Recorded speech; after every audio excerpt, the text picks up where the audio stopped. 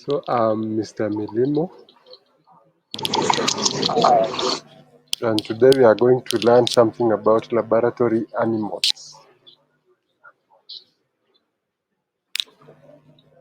Can anyone tell us what are lab animals, please?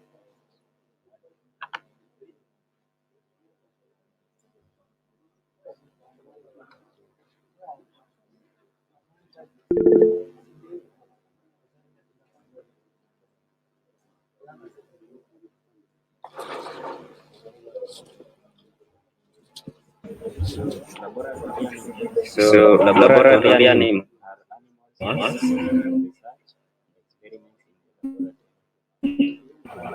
are animals which are used in research and experiments in the laboratory. Yes, thank you, Vincent. Anybody else?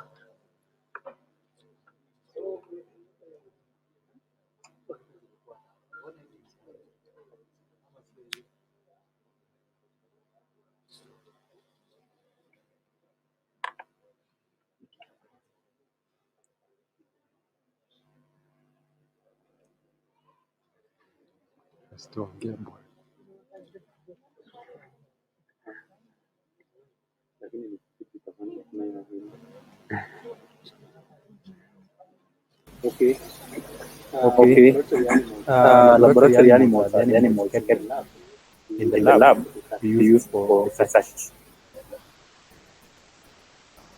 Thank you, Festa. So, as they have said, lab animals are labs that are reared in the lab, and they are basically used for research and trials. And we have several animals used in the lab. Anyone who knows some of the animals used in the lab, please?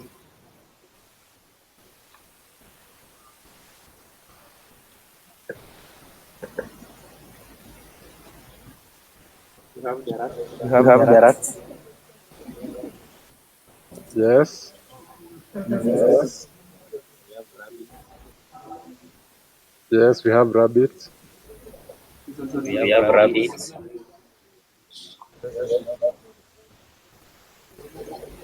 Yes. Mercy?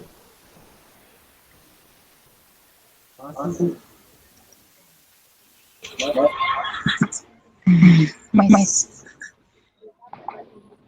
We have mice. Yes, mice. Lydia? Rabbit. Yes, all those are animals used in the lab, and we can see some of the importances that.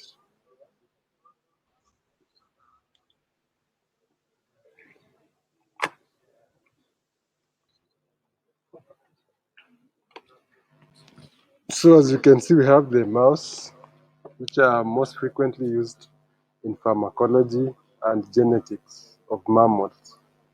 Then we have rats, which are used in physiology research. In psychology, they are also used in cognitive processes, behavior, and models of diabetes. We also have the rabbit, used in serology, insulin quantification, pyrogens quantification, tests of irritable effect of chemical substances on cornea. So basically, we use the rabbit in serology tests and insulin quantification. That is, if we want to know the quantity of insulin. Then we have the cat, which is used to study the CNS. CNS is the central nervous system, and we also use it in testing the respiratory system. We have the dog, which is used in neurophysiology, which basically means the physiology in the neurons or in the nervous system. Then we have the guinea pig. Guinea pig is mostly used in microbiology and serology. And it's also used in the auditory system. With auditory, I think we mean from audio. It's how we hear or how we perceive sounds. Then we have the hamster used in genetic studies and pigs in training of surgical techniques.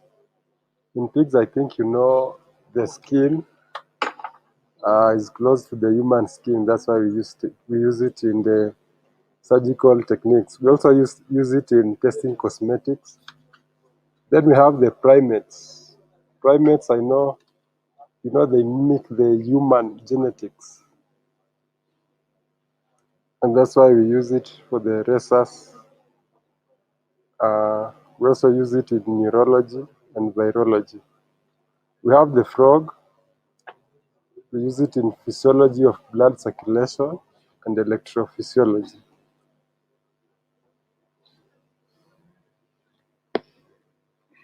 Then we go to the genetics of laboratory animals.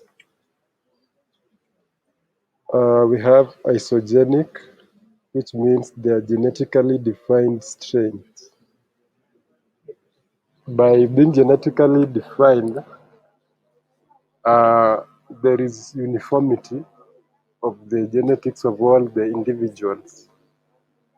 As you know, we have some organisms which their genetics is not defined. So by isogenic, we are basically talking about animals which we know their genetic makeup. Then we have non-isogenic, which is genetically undefined strains. Then we have genetically semi-defined strains, which we basically know half of the strain. So isogenic strains, we are basically talking about the inbred strains, where we breed organisms from the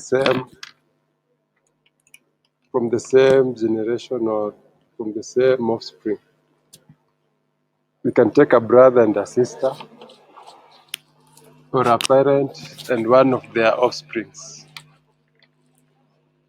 So in this, we know all their genetic makeup now that they are identical. And then we have homozygosity is higher than 98%. Since we are basically taking a parent who has the same genetic makeup as the child, and we are mating them to get an offspring. So the offspring is basically an organism that has defined genetic makeup. Then we have coisogenic strain, which are also mutant strains. They differ from the original strain in one gene in which a mutation occurred. Then we have congenic strains. These are strains which originate by crossbreeding of two strains and doing a back cross.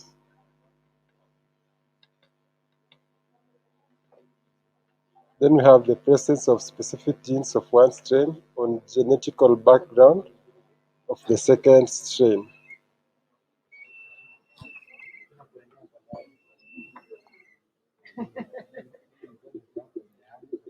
Non-isogenic strains, these are basically outbred lines, which are genetically heterogeneous without crossing individuals coming from different in the frame of the population clause crossbreeding. So outbred lines, we are basically talking about taking organisms which are not related.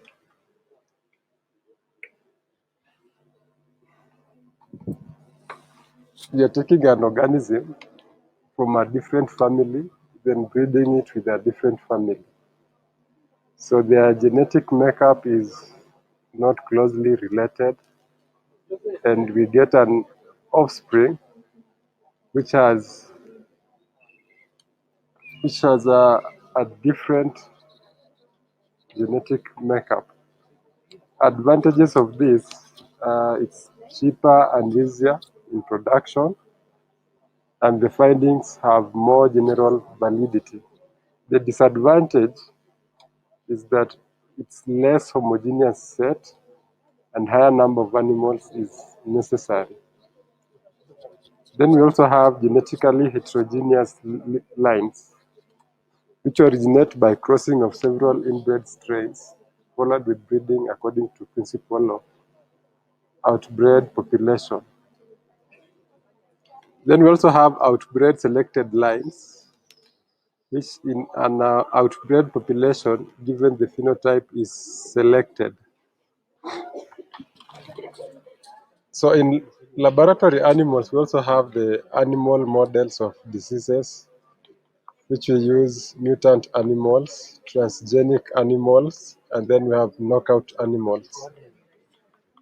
Mutant animals, for instance, the mice. We have the white mice, which are mutants. They are not the same as the wild mouse, which are black. These are white, and we basically use this because we know their genetic makeup. After manipulation, that's when we get the mutant mice. Then we go to notobiology of laboratory animals. By notobiology, we are basically talking about animals that have been kept in a place where it's secured, and everything that enters is controlled, from the air to the food to the environment. So there's no possibility that the animals can be affected by the environment, or they can be feeding on something that is not known. Everything that enters is basically defined. So we have axenic animals, which are germ-free, without any microbes. So if we put it, for instance, in a cage, it's made sure that there are no contaminants in that cage. Everything is cleaned, and even the air that enters is filtered. So if, for instance, we want to test a disease, if the animal dies, we assume that it's only the disease that killed the animal and not the environment or anything else. Then we also have associated animals, which are derived from axenic animals, colonizing them artificially with one or more species of microorganisms.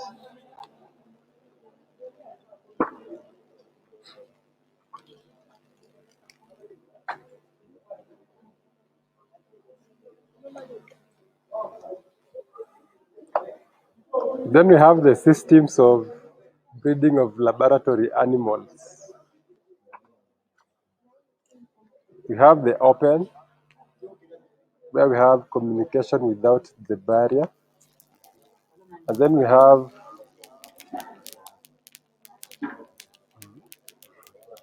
barrier is basically the space with the animals separated from external environment and movement of animals, people, and materials. So everything is basically controlled. Nothing enters without the control. Then we have the isolator. The space for the animals is permanently separated by a barrier from external environment as well as from people who manipulate the animals.